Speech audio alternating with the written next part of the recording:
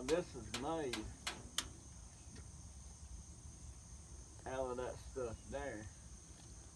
She's trying so hard to eat that watermelon. Well, She's flipping it around. maybe she won't knock me down, but I'll see what I can do. No, she's got it. Look, she's got it. I'm recording it anyway. Oh. You're recording. I'm going to make one up for you. Don't hurt me.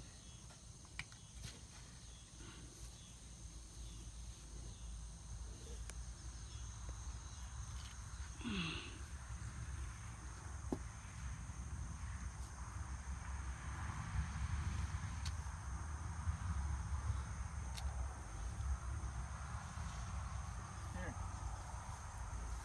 Hey. Here.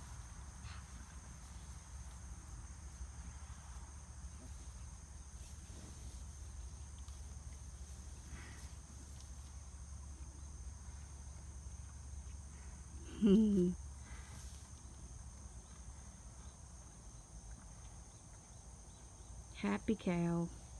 Have a watermelon. She's going to have a baby probably September, October, Terry said. And we'll have another little calf running around out there. She's not our cow, of course. But she doesn't know that. Don't tell her. Shh.